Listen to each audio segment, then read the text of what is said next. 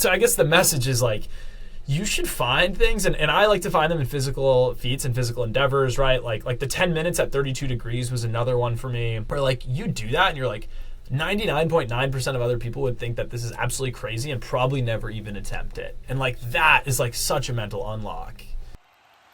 You're the most decorated racquetball player in U.S. history. World's strongest man. From childhood passion to professional athlete. 8-time Ironman champion. So what was it like making your debut in the NHL? What is your biggest piece of advice for the next generation of athletes? From underdogs to national champions. This is the Athletes Podcast, where high-performance individuals share their triumphs, defeats, and life lessons to educate, entertain, and inspire the next generation of athletes. Here we go. I'm excited to bring you on the Athletes Podcast. Parker Olson, not only are you a marathon runner, not only are you a brand builder, sounds like upcoming cyclist from what we were talking about. Dude, welcome to the show. Thank you for coming on. I'm excited to dive deeper into who you are, the athlete behind the Forage brand, maybe we could say, or how do you want to describe it? Yeah, great. I mean, yeah, David, I'm obviously stoked. I feel like we connected years ago at this point and had talked about a pod experience. And, you know, I guess when I think about like business or building stuff or entrepreneurship, to me, like the sort of a lot of the athletic endeavors that I'll also kind of go through behind the scenes or whatnot are so critical to that. And really, honestly, some of the early inspiration for me of what inspired me to start Forage, my first brand. And so, yeah, I love talking sports and particularly like long course endurance stuff. So I'm stoked to be here, and it's an awesome intersection, right? Sports and sort of business and whatnot. So the overlap is insane. People don't realize it. It's insane. And I think athletes, entrepreneurs understand it. They recognize it pretty quickly. I first want to, I don't know where to take this conversation off the hop though, because you've got, like you said, we've been connected for years, and you've got a couple different areas that you've been able to build audiences, whether it's on Twitter, you have a love for mushrooms, transition to dietary experiments, you're in sales organizations as well. So like, maybe just tell me first off how life was like living in a bus for a year plus. Yeah, the bus is probably a nice term. So I think what you're alluding to, I had this food brand. We needed to get it into retail distribution. It was like, it's really hard to reach people over email. And, you know, it was sort of at the tail ends of COVID, but nobody was really traveling again. So I bought, because I didn't have a lot of money, a Japanese import 1995, like vintage pop-up camper. So like you hit a button and also the wheels on the right side, but you hit a button and the roof comes up and, there's like a canvas tent, and I slept out of that for about a year and drove around the whole country. I spent winter in the Midwest, which was awful. I mean, honestly, David, if I'm being super transparent with you, it was a lot of fun. I got to see the entire country for about a year, but I mean, I think I suffer from some PTSD from that experience, honestly. Like there were some grueling nights. There was one night a homeless man tried to break into the van, and that was just like, it was just really startling. So, you do what you got to do to build what you're building, but let's just say I'm happy that it's over with. The amount of content that it created on LinkedIn for you alone, I think, was a bonus, aside from the however much it cost for you to get the 95 Mobile. But dude, that worth it on its own, eh? I think so, honestly. Yeah, a lot of people like are like, oh, like you're like the van guy or whatever, and it got me in front of a lot of the decision makers I was trying to get in front of. I mean, it ultimately served its point. And I think from a broader standpoint, and when I take a step back, it sort of like was a good learning experience for me in terms of like, hey, like if you want to get in front of the decision makers, like you have to do something different. Like if everybody's emailing and calling or whatever, like you got to find different channels and different avenues to get in front of the people you're really trying to talk to. I think that same goes for athletes who are trying to get exposure at the collegiate level, the university level. You can send tape in all you want, but there's hundreds of other guys and gals doing the exact same thing, right? Yeah, you would definitely would know more than me, but I don't pay attention to a ton of sports. I pay a bit of attention to to the tri circuit, and sort of what's going on there. Some to like the running and the cycling circuit as well. But what about you? Have you heard some kind of crazy stories of people doing stuff to get in front of scouts and stuff like that? Dude, I'm trying to think of any that come to mind off the top. I just know that people now with the power of social media have the ability to literally get the attention of a coach in the matter of seconds because of one play or one moment in time, and that can be a difference maker. It used to be that you had to have coaches traveling in and they'd see one game and maybe they'd see some tape down the road. Now you have the ability to be constantly on the go 24/7, showcasing what you're doing, your training, your regime, your diet. So you can build like a portfolio out to be able to send and to be able to showcase who you are as a human being. And I think that's what differentiates athletes from good to great nowadays, if they are on social media, is, hey, like, this is who I am and this is the kind of athlete you're going to get at your institution. And from a recruiting perspective, I think coaches probably look fondly upon that if it's done in the right way. Totally, yeah. I imagine too with Cookstark. That's something I imagine you guys are focused on and thinking about with your athletes. It's getting brands opportunities to be able to collaborate with these females too. It's like, we already have females using LMNT products. Why wouldn't Element want to be able to collaborate with them, gain exposure from their audiences? Female athletes already convert like some ridiculous number better than males on their own. So fact of the matter is that like we're just providing these opportunities to them and breaking down those barriers that have been there for decades.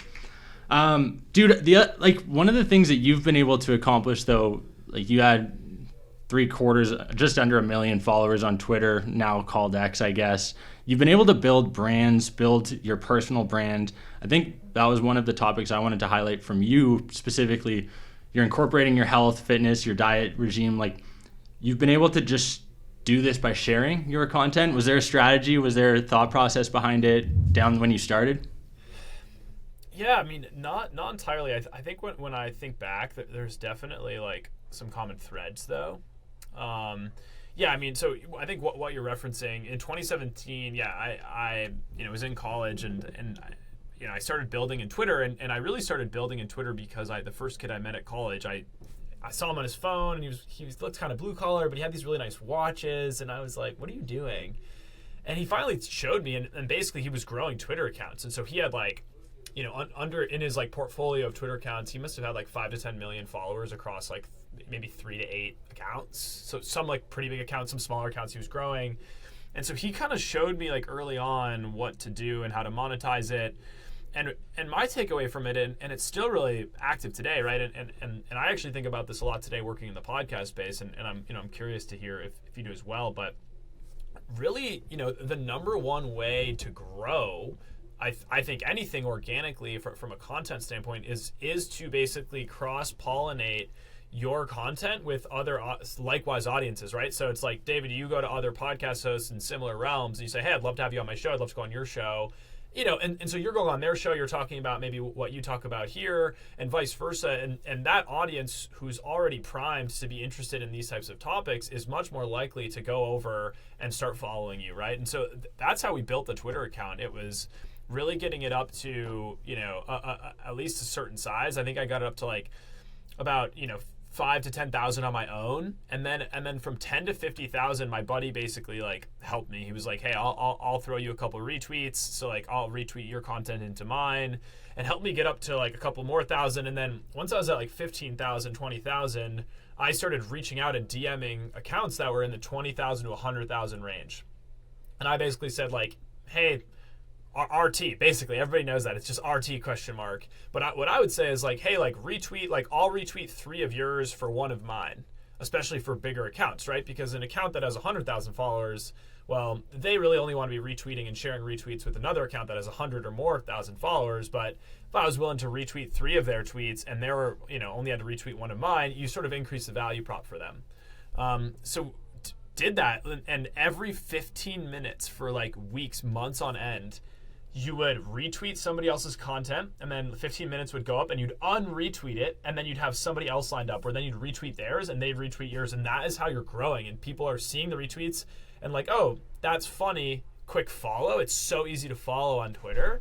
And so it's all about like creating some really good content for others to retweet, and then you're like cross-pollinating all these audiences. I saw one of your tweets that was talking about like the cross-pollination factor, and I totally agree. I think that's like people on Instagram, and I mentioned him in our last episode with Mitchell Hooper, World's Strongest Man, basically over the past couple of years has done that. You've probably seen him on Instagram. He's collaborated with basically every fitness influencer out there, and he doesn't look like your stereotypical quote-unquote World's Strongest Man. Like, I have a picture next to him. He's got 100 pounds plus on me, but he's not Thor, right? So his differentiating factor story is the fact that he's willing to go out and create content with anyone. And he's putting himself out there. He's wearing limited clothing, doing whatever he needs to do to get the attention, the likes, the shares. And I feel like, similar in your vein, it's creating content that people are willing to share. I think for athletes and specifically, like, where it's interesting for us is like nutrition, diet, cold exposure, heat exposure, all these contrast therapies. That's what really gets people interested from a human performance athletic standpoint. Have you noticed the same for you? Do you focus that because you're in podcast? Are you sharing as much of that? Yeah, I mean, I'm really into all that stuff, right? Likewise, it's like, and when I think about health, it's like some of these top tier athletes, right, are at the pinnacle of health, right? Everywhere from nutrition to like game day fueling to like standard hydration versus game day hydration versus electrolytes, right? Versus, like the cold and hot therapy. Like I'm really into that myself. But yeah, I mean, I think you hit the nail on the head, right? It's like when I grew my following on LinkedIn, it was all about like, for me, I almost use the business as a way and a moat to do ridiculous things that then I could share. Like I almost like gaslit myself into doing ridiculous things because I'm like, oh, this content would be hilarious and it helps build the brand. So I would do like really shameless things that I don't think I would ever really do on my own unless there was like a purpose or something behind it to actually go out and do it. So yeah, I mean, I was running like giveaways, product giveaways on like mid-flight on airplanes, and was doing all sorts of stuff where like I justified it just because I was like, oh, this will help the business grow. So it was sort of like I'm mentally tricking myself, but it can be a helpful mental framework for people who are trying to get them to trying to find interesting ways to maybe like go viral or gain followers, but are embarrassed or feel, oh, like this is going to be super weird if I do this. Well, like you got to put yourself in the mental mindset that like it's not for you as an individual. Like you're working for your brand, and like you need to do what you need to do to build that brand. Yeah, 100%. You said you're into contrast therapies. What are you doing? Who are you following? Who are those people that you consume content from? Yeah, I mean, I was in on Wim Hof like 4 or 5 years ago. I went to one of his like his events in Seattle four and a half years ago, and then I got really into it then. So my buddy he kept an ice tank at 32 with bath salts, and I got up to doing 10 minutes every other day in that. And that one was like, when I got up to that level, you have to like very technically reheat. Like that was like, if you're not reheating appropriately for about half an hour, like you will be shivering cold for hours, if not days. Like it is like, it can be dangerous. Right now, I have a sauna at the gym. It's so nice. Almost every morning, like I do half-hour workout. I always prioritize. I usually will do a 20-minute sauna, and then I'll follow it with a 7-minute. There's an outdoor shower, and I'll do outdoor cold shower in the winter. That's sort of just what I have access to. I'd love to get the bath, but just don't. In New York City, it's just harder to do that. But yeah, that's kind of my current regimen right now. I mean, it's awesome. I feel like high.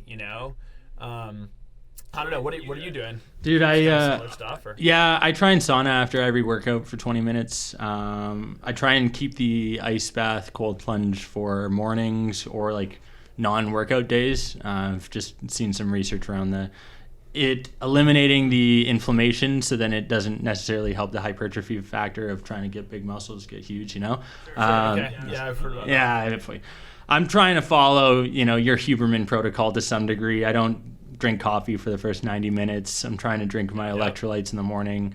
going for at least a nice hour-long walk every other day when I'm not working out with the dog, with the gal. So it's nothing too groundbreaking, but like getting back into a bit more of a routine. Obviously, you spend a year and a half on the road, a little tough to have schedule. Yeah, bro. Probably lost at least 15 pounds of muscle, so like slowly getting that back up. Gonna have to do some form of long-term, long trip like you, but getting after it at some point. I don't know whether it's a marathon, whatever it is.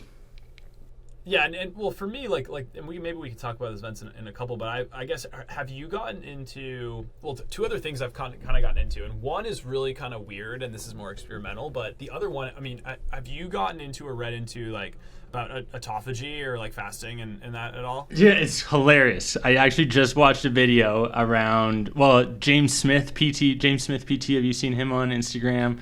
No. He just made a video with Lane Norton, and talking about how the 72-hour fast, every influencer out there is doing it right now, and it's the big hot thing, and they spend 3 days on it. Sorry, I cut you off, though.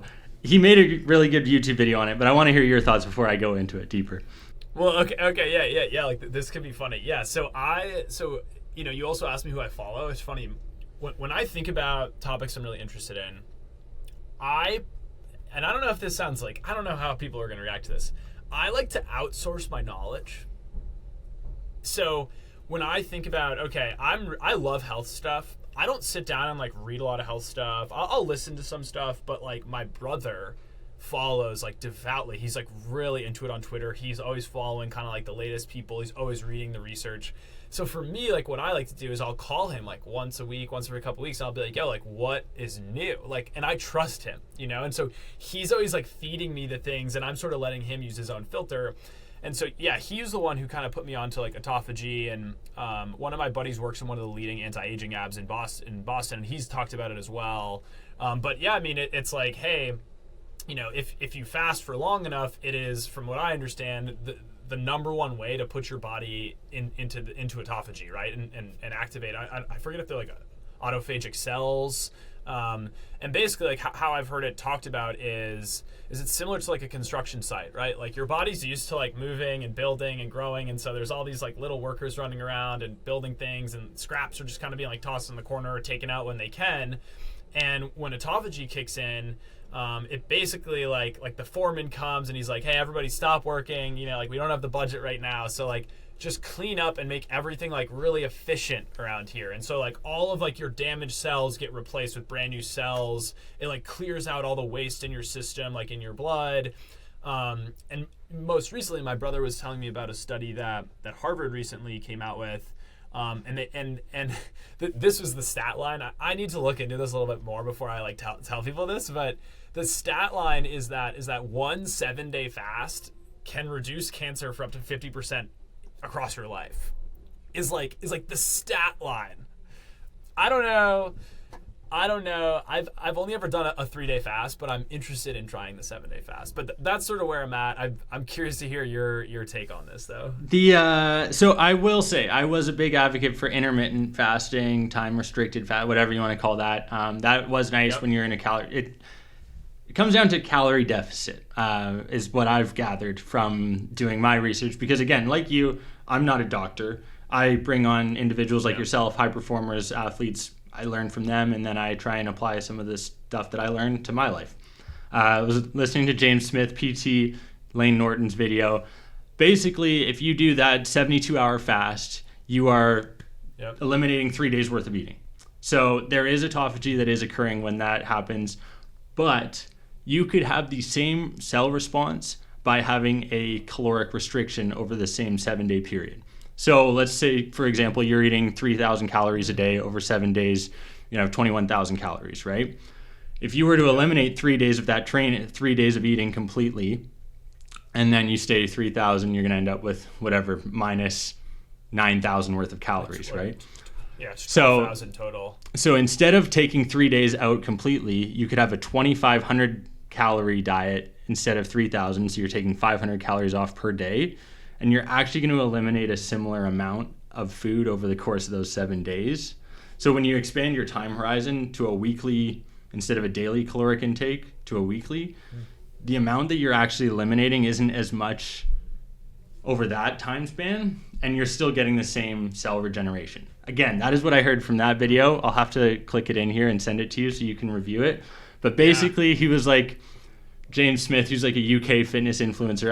I've been working on getting him on. And one of the things that he talks about, he's like, dude, I'm miserable.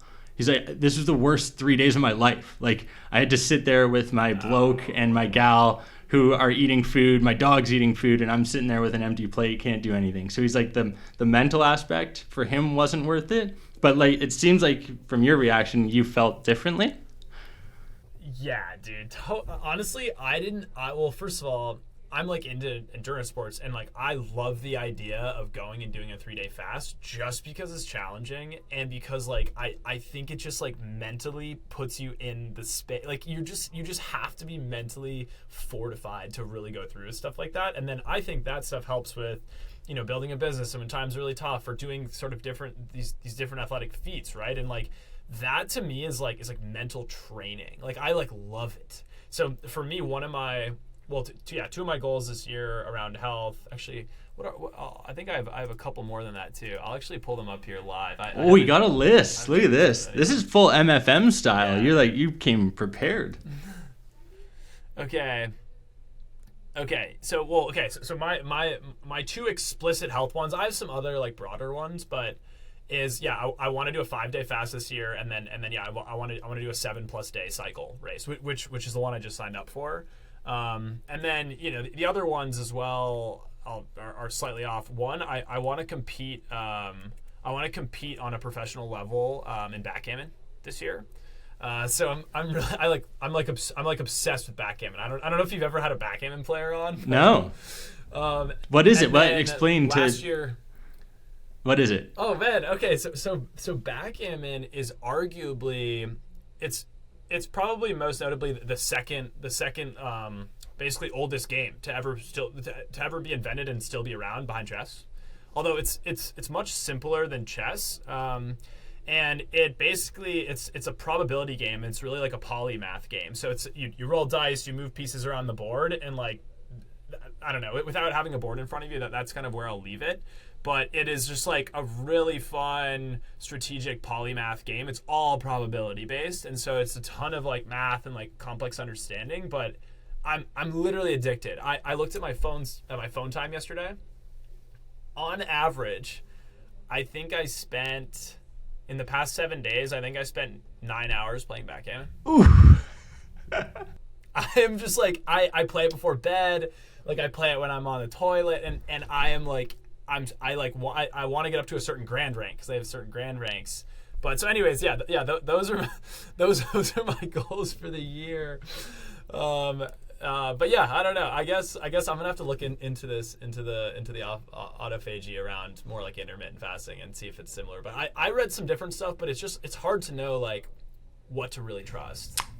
This is the state that our society is in, though, because you can pull up two Instagram videos that say, one that says cow's milk is good for you and one that says cow's milk is bad for you. Same for red meat, same for every other substance on the planet. The other thing is that we're all different and unique. I'm sitting here in Kelowna where there's a couple feet of snow right now, and every human being on Earth is a snowflake. And when I say that, I mean like we're all unique. And there's all little differences to us. And some people can drink cow's milk and others can have red meat and others can't. Are there likelihoods that some of those foods you can consume more of and you'll probably be better suited and better living a healthier lifestyle? Absolutely. But I think at the end of the day, like you got to find out what works best for you. And for some people, fasting might be good. The mental fortitude, I will 100% agree with you on. Like that to me is where the ice bath, the sauna, like those things really come into play. And then to your point, when you're building a business, when you get rejected on your 50th cold call, whatever it is, it doesn't seem as bad. You bring up this board game that you're playing 9 hours a day on average. Do you know the game that Jimmy Donaldson, Mr. Beast, is? Do you know the game that he plays all the time? He flew in the top players from across the world to come and play, and he like created the championship for it. I don't know the name of it. I just remember hearing this. What? It's a board game. There's no world championship for it. But he made it. He pulled it in and he won it. So he put up like 50 grand, got all these guys to fly in. Look at this. I'm not kidding. This is the craziest thing. I can't remember the name. Okay, is it Dune in Yes. Imperium Rising? Thank you. Yeah, I'm just not. Whoa. Yeah. That's kind of unreal. No, I haven't heard about that. No, it's definitely different than that. But now you're gonna make the championship too. You're gonna do the same thing. Well, we'll see. The best player, a lot of the best players in the world live in New York. So I'm like, kind of my next step is I want to like get in there and like take some lessons from them, and then I just need to join as an amateur professional in an open circuit. Dude, I want to see some content created from it. Dude, I will. I've been a little content shy recently because I'm trying to sort of finalize the transition of forage before I like kind of come back out but I'll be back on some of the platforms soon. But dude, on the nutrition front too, like, you know, and you briefly mentioned this at the beginning, but in 2019, you know, or for 18 months starting in 2019, I spent a month at a time trying different nutritional regimens and sort of documenting how I felt. I wish I had done it a bit more scientific and like was getting my blood tested and stuff, because that would have been really cool. But dude, by and far, yeah, biggest takeaway is like everybody just has to do that for themselves. People would come up to me and be like, oh, like what diet should I be on, or how should I eat? And I'm like, honestly, like you just need to go through that yourself, and really like it's really like, how do you feel? Like, right? Like if you want to go super scientific and get all these things tested, sure, but like how do you feel at the end of the day? And like how's your mental energy, and how are you physically, and are you feeling motivated? And I think it's just really valuable to go through that yourself instead of just assuming kind of a Western diet or eating whatever sort of in front of you or is offered at the store.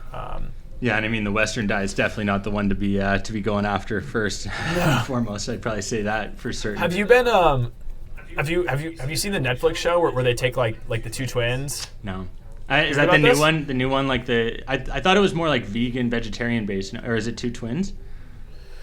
Well, so what they do is like they take identical twins and then they put them on very specific eating regimens, the same eating regimens, and then they're actually measuring like blood and all these other impacts on them. I haven't started yet, but I was going to start it this weekend. But it looks pretty interesting. It's like it's a pretty good look at basically testing that with identical twins, right? To see.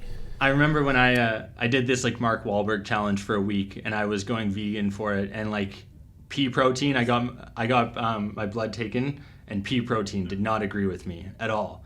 Really? Would never have known. It was also probably because I was crushing that instead of my whey, and like body wasn't used to it. But again, you don't know until you learn these things out and you find out more. For you, what, like you said, you went through a bunch every month. What were you testing? What did you notice? How did you fall in love with mushrooms?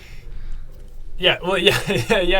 That was one of the outcomes. So yes, every 30 days I'd try something different. So I did, like vegan, vegetarian, pescatarian, gluten-free, like carnivore diet, Whole30 diet, like keto, like actually a clean keto, Atkinson diet.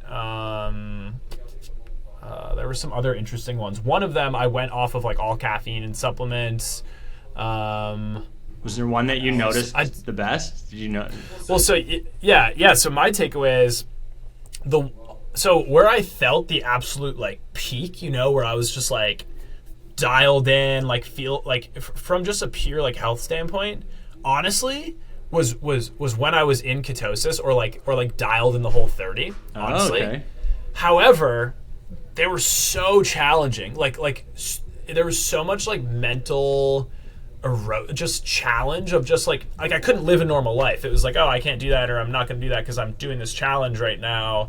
And so, one of my other takeaways as well is like the shittiest part of that 18 months was when I would flip diets. So it'd be after 30 days, usually it'd take about 10 to 14 days to kind of get up to speed with my body. My body would be all weird, like I'd feel like shit, and then I'd feel good, and then I would do it again. And so my takeaway is like, all right, if something doesn't align with your lifestyle and it's not super long term, don't fucking do it. Like it's not a good use of your time to do something for 30 days, 45 days. Like you should go and find like how you should kind of eat in perpetuity where like you're going to feel the best. For me, like, and this is going to be a surprise to no one, like the overall kind of diet where I was super stoked on was just whole food eating. So it's like vegetables, fruits, grains, meats, fish, groundbreaking stuff, legumes, nuts. Yeah, I know, right? Like, and that's where I felt really, really good. And then the month where I supplemented with mushrooms for a month and got off of kind of caffeine and other supplements, that month was awesome. And then I really stayed on the mushroom train and like have always supplemented with mushrooms ever since, and have gotten really into the science and really. Do you supplement with mushrooms at all? I don't. I crushed a pack of forage a while back and got my mom eating shrooms for breakfast, so she was probably pretty fired up about that. But I don't supplement with mushrooms. What should I be taking, Parker? Yeah, I mean, it depends. I think people ask that question. I think if you're going to take any mushroom, you should take turkey tail. Oh. Nope. Lion's mane is kind of like popular. It's like the cognitive health mushroom. Turkey tail like is legitimately being used as a cancer treatment around the world. Okay. And like showing really positive signals like in clinical trials. And it's a fucking mushroom, and it's basically just like incredibly anti-inflammatory, and it's just like kills cancer cells in your body. Wow. So that's kind of the one where I'm like, it's sort of a catch-all. Like, I think it's just like good to have in your diet. Yeah, I mean, lion's mane is awesome. Like, it really helps a lot with like neurogeneration, kind of like neural cell growth, and helps with neuroplasticity as well. You can kind of go down the line. I'm also I am a big proponent of psychedelic mushrooms. I don't know what your takes are on that, but I haven't really shared it with the audience. I'm definitely not opposed to them. I've seen some of the benefits, and I know that from a PTSD standpoint, there's research being done there around mental health. Like, I am an advocate for things that work, and I am not an advocate for things being done the same way they've been done for years, because that's the way we did it in the past.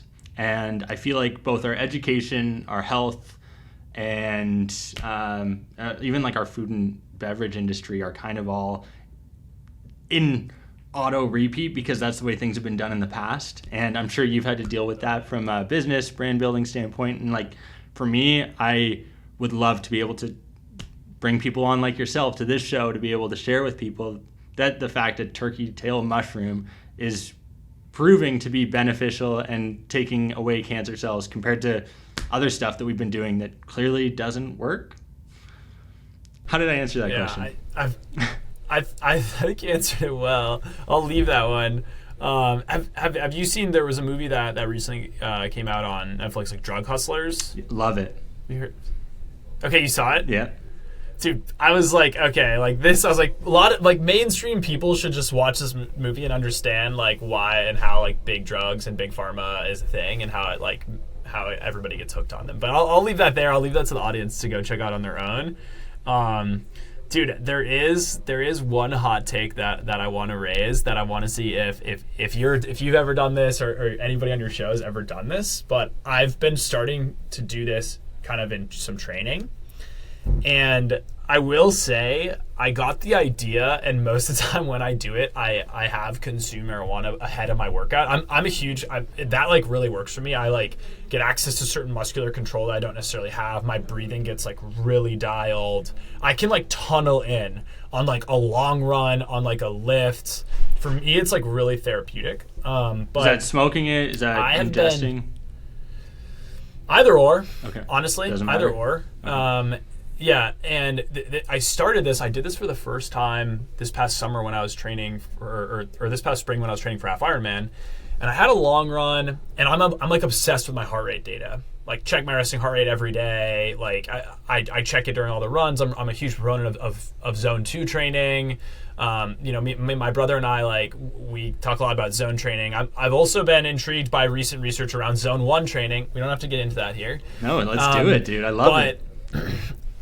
I started to test on runs closing my eyes for like kind of as long as possible, where I would like close them for like 1, 2, 3 seconds, and I'd flutter them open and then reclose, and like flutter open to like assess and then reclose. Obviously, like, you can't do this in the city, right? Like, I was running like on a path like around a lake, and yeah, bro, I'm sure people were looking at me and like, what the fuck?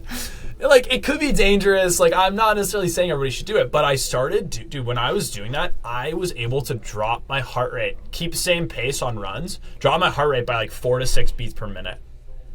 And like closing my eyes, and like it like relaxes my shoulders. It had this like relaxing effect on my body. And most recently, now that it's winter, I'm not running outside anymore. I'll do it while I row on the erg. I love rowing on the erg. Dude, same thing. I'll keep my eyes closed the entire time, and I can bring my heart rate down, keep similar pace by anyway, I don't know, 3 to 8, 3 to 6 kind of beats per minute. Damn. It's really interesting. That's okay. And then, so is that the Parker Olson protocol? Then is a little Mary Jane before the run or workout, and then what's post workout? Like, is that every time you work out? Like, take me through this. Is this before long runs, or what's the? It's kind of a treat. Yeah, it's like a big day, or like I have a lot of time, like that's what it is for me. It's not every day, because I'm usually working out like in the morning before work, and I'm just kind of like dialed in, right? It's like I wake up, I jog to the gym, like I do 30-minute workout, I do the 20-minute sauna, I do the 5-10 minute cold shower, I jog home, I make a smoothie, like I walk to work, I work for half an hour, and then I have a coffee, and all the whole while I'm like, I have to finish like 64 fluid ounces of water during the workout, and then I'm just drinking water and basically coffee in the morning, water, and then water transitions into kombucha and water into the afternoon, and then I eat dinner. And like that's like my day.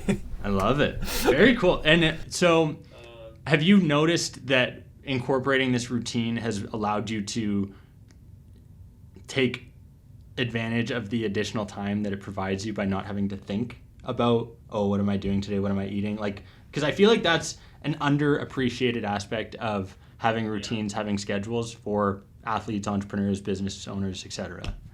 Dude, I've found, we talked about the fasting. When I did a 3-day fast like this past fall, I had so much time. You're right. Like it's crazy.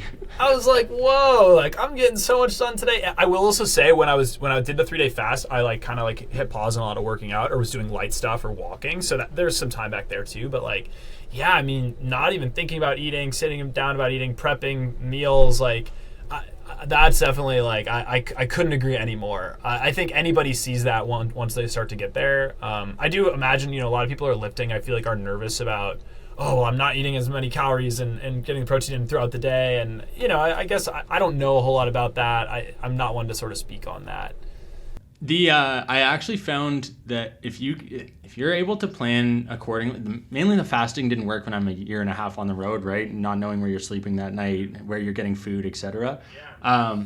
When the 12 to 8 that I was doing, where it was 16-hour window, not eating, I actually would work out right before, and I felt amazing because I was fasted, tons of energy, mental acuity was sharp, and then you come in post-workout, you feel good, you fuel up. Not going to put up your best PRs. You're not going to gain crazy amounts of muscle just because you don't have enough time and it's hard to consume that much. But dude, fasting, there's so much still unknown. That's the other thing, right? Like we're at the tip of it, and you're doing research literally by just testing your own body, right? And what comes back subjectively. And that's better than what's out on PubMed right now, frankly, because they're all controlled studies. They don't necessarily look exactly at how those go after a 4-week or an 8-week window. There's a lot of things that come after that 4-week honeymoon phase, right? Good and bad. But dude, I want to your mushroom granola blend is phenomenal, and I want to highlight it, and I want to get it into people's hands. You guys are also pulling like 100,000 visitors on a monthly basis to your website. Like you guys got to be doing pretty well, selling a lot of granola mushrooms, eh? Unfortunately, not a lot of that's converting because a lot of it's educational on mushrooms. Okay. But I mean, I don't know, man. We're doing okay. We've kind of hit pause on the business because we're selling it. So look, the consumer game is so hard. I mean, we were selling well, but like the margin structure is what's brutal. Like we couldn't price it appropriately and have a good margin structure, and that's why it's like I'm kind of getting out of the game. It's like the future there it's just such a challenging uphill battle, but it's too bad. And I still really am passionate about all like the food and the health, and I think we make a great product. We're talking with one potential acquirer who actually acquired an old manufacturer of ours, and like that product quality with them, it was just unbelievable. So yeah, I'm obviously a huge proponent of it, and I'm sad to kind of see the transition, but yeah, it did kind of just need to happen. Are you staying on the Mycological Society as a board member? Dude, I transitioned, but yeah, I sat on the board of the largest mushroom club in the United States for a couple of years, and then I've also last year, 2 years ago, I got certified to be a psilocybin peer supporter. So like people who want to use psilocybin medicinally, like I've at least gone through a form of training to be able to sit there and help someone think about how to approach it and think about how to source it, and then actually kind of prepare for it, go through with it, reintegrate back into the world after those experiences. So yeah, I'm definitely still interested and enveloped in the mushroom space. Love to mushroom forage. You have great foraging up where you are. Yeah, you got to tell me where to go. What do I got to do? Dude, I have this like dream right now of moving to Vancouver in the next 2 years, and if I move up there, we'll totally mob. I'm down. I don't like buying mushrooms at the grocery store. I'd rather go pick them in my backyard, and they probably taste better, and they probably have more nutrition to them too, right? They would, dude. Yeah, 1,000%, all the above. I feel like we could chop it up for hours here. I personally am infatuated at your endurance efforts as well. You've done Ironman, half Ironman, marathon. You got a 7-day cycle coming up. How do you prepare for that when you also are trying to run a business? Like, I can't imagine. Yeah. Like you've got your schedule dialed in. We found out what you do from wake up, your smoothie, sauna, cold, etc. routine. But how are you able to maximize your time every single day? Dude, yeah, I went through this crazed period last year where I became like obsessed with productivity, and I wrote this like productivity white paper one day in like a rage. Like I can get in these like rage moods. The rage is maybe not the right word because it sounds negative, but I was just like so jazzed up on energy. And what I found, dude, when I was training for like the Ironman, the half or even the full, and it's like it's a big time commitment, and it's like you gotta show up every day. That period may have been when I was the most dialed at work, because like the work is so intense, and you're trying to build something of your own and you're in entrepreneurship, and it can be really stressful. But when you go to an equally stressful activity that's completely different, and it's like physical versus mental, I found it to be sort of this like unlock personally, where like it enables me to be so focused on training while I'm training, because I'm like, holy shit, I'm like so exhausted and stressed out about the other thing. Like it feels so good to get so engulfed, and then you're like, wow, that's such a hard workout, and then you like go back to work and you're feeling like refreshed and invigorated. And while you're at work, you're like, cool, I just need to get all these things done because I don't have a lot of time to like sit here and mess around. Like you just need to be so dialed and like so focused in, and then it's just like the switch flips, and then you're like back on the other side. And I loved that. Like me in like a happy place is like intense training and intense work, and you're just like so dialed on like the schedule and the calendar. Obviously real life is not that straightforward, but I loved it, man. And honestly, like some of the best work like I've ever done. I wish it was like that all the time, dude. I'm like, as you're describing it, I'm like, I'm getting so fired up just because it's like you don't have any other like stressors. You get rid of all the fluff. It's like, this is what I'm doing for work, this is what I'm doing for training, and that's it. And you're like, shit, it's like, wow, life gets really simple when you have clear goals, dude. It so does, dude. And when you like cut down on time, it's really like, okay, I don't have a lot of time. Like I can't just be fucking around. Like I have to do like these 3 things. Like these are the 3 things I absolutely have to do, are super important. Like, so I love it, man. What's been your biggest unlock over the years between entrepreneurship, between athletics, between mushrooms? Like, if you were a 17-year-old or a 21-year-old listening to this podcast right now, whether you're an NCAA, a high school athlete, or someone transitioning into the real world, like what would you be suggesting getting people to do, exploring? I think it's, I think everybody like, or at least myself, I guess I'll just speak for myself. Like you're raised and, you're raised around a certain set of expectations. And I think it's easy to like hear your mom or someone be like, wow, like you could be really great, or like you could really do these awesome things. And it's like, sure, like you see that in movies, like people talk about it. And I think actually proving it to yourself is a lot more challenging. And I think this is different than arrogance. Like arrogance is just being like, I know I can fucking do everything, and you're kind of just like haven't even really proven it to yourself, but for some reason like you just think you're the man, right? I think for me, like the Ironman was the unlock for me, because it was something that I signed up for like on a whim, and I signed up basically because I was newer to Seattle, and some guys I liked were doing it. We originally signed up for the half. The half got canceled because of COVID. We had to defer. We were like, cool, let's do the race next year. It was only a full the following year, and we were like, oh damn.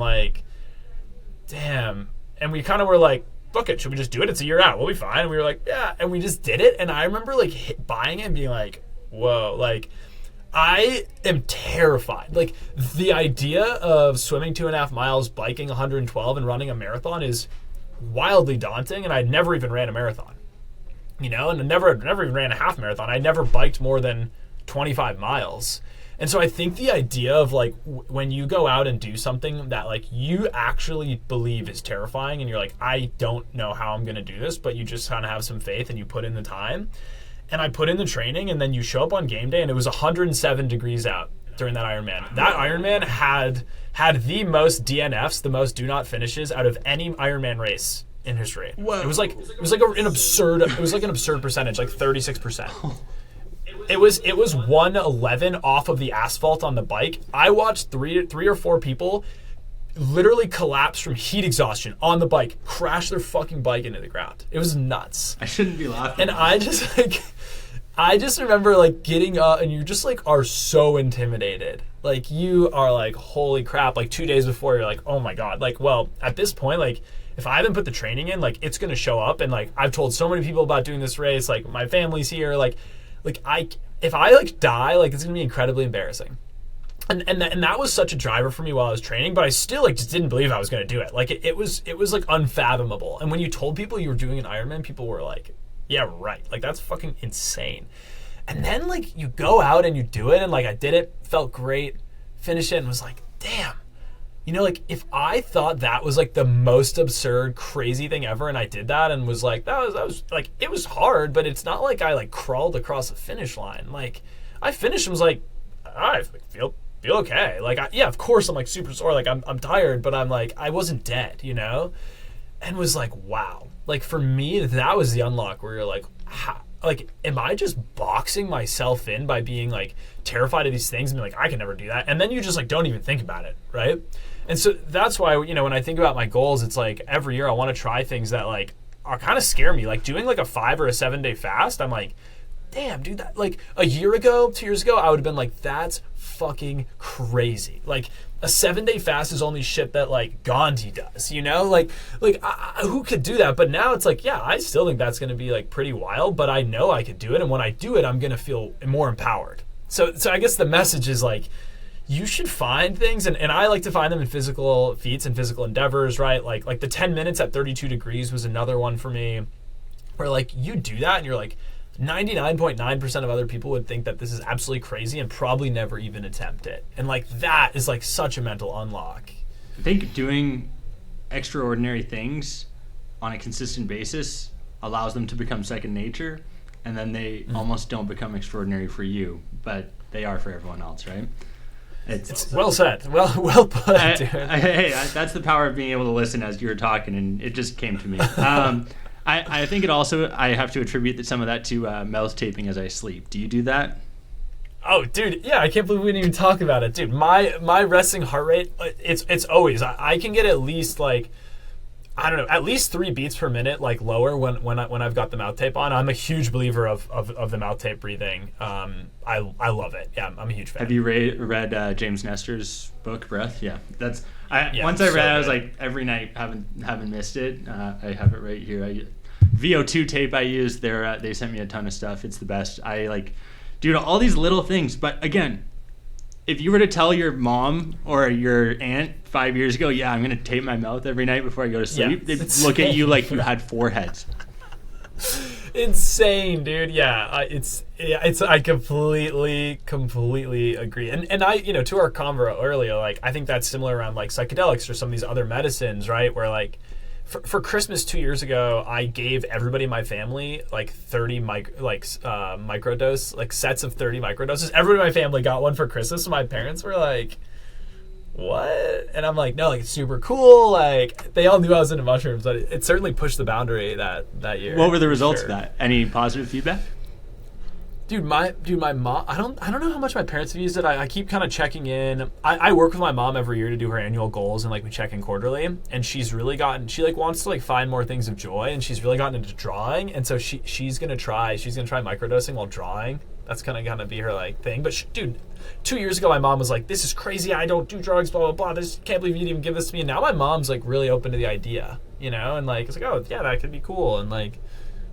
So hey, it's amazing what happens when you have an open mind. You clearly have an open mind, Parker Olson. I can't thank you enough for coming on the show. Let's talk about your pod work here before I let you go, and where people should be sourcing you out for X work, for pod work, whatever else, for endurance training. Yeah. Well, quick plug for endurance training. I don't know. There's I forget the author's name. I gotta look him up. But the name of the book is called the Purple Patch Club, I think. Let me double check. Yeah, Purple Patch Fitness. Purple Patch is the name of the book. It's basically a guy, and he coaches like senior executives in triathlon training. I've never met him. This isn't sponsored at all, but this was a major unlock for me when I started training for the Ironman to think about nutrition. Oh my God, it's gonna kill me. What's his name? I don't know. If you look up Purple Patch Fitness, you'll find him. I've got it pulled up right now, but that is a huge place for me, Matt Dixon, to look at nutrition. To get in touch with me, LinkedIn, Parker Olson. I'm building kind of in the podcast space, so basically I've collected one of the largest podcast databases in the world through lots of different web scraping, enriched it in a lot of different ways. And then we run AI over it to basically help determine like where different what podcasts different target audiences or target markets are listening to. And so, David, let's say like, you want to go on and you're like, hey, I want to get in front of female collegiate athletes, right, and get interviewed on those shows. So like we would plug in your information into our database. It would automatically like prioritize and identify the appropriate podcast for you to get identified on, and then it automates all of these cold outreach sequences to the hosts. And part of our value proposition is, we understand that like to grow a podcast, you need like me to leave this podcast, share this episode, tell people about it. And so our clients who pay us to get on podcasts, they commit to sharing the episodes with their audience. And after each episode, we create three short form co-branded videos. So like my branding and the athlete's podcast branding, and then they'll commit to sending it out to their email newsletter, post it on LinkedIn, etc. So we're trying to create more of like a win-win scenario with podcast hosts who also need to have guests on their show. That's brilliant. And then in 2 months, I'll get the thanks for having me on the show note on LinkedIn, right? Yes, dude, absolutely. Yeah, plug that in. No, we don't have any of that set up, but I swear I saw one of your LinkedIn posts said that you would every time you come on someone's show, 2 months later you send them a thank you note. You put it in a reminder. Whenever I go on a show, typically I keep a pretty detailed CRM. Okay. So it's like you've been in my CRM for like 2 years. Yeah. And it's just like, I like David, and so it's like every 2 months later, it's just like, hey, I think you're like, hey, thinking about you. I don't know, like it's just nice, and building your network's important. Dude, I couldn't agree with you more. I can't thank you enough for this conversation. Hey, we'll be bringing you on again in a couple years, if not sooner, and we'll chop it up more about mushrooms. See if you're still running in the dark, blindfolded, with your mouth taped closed.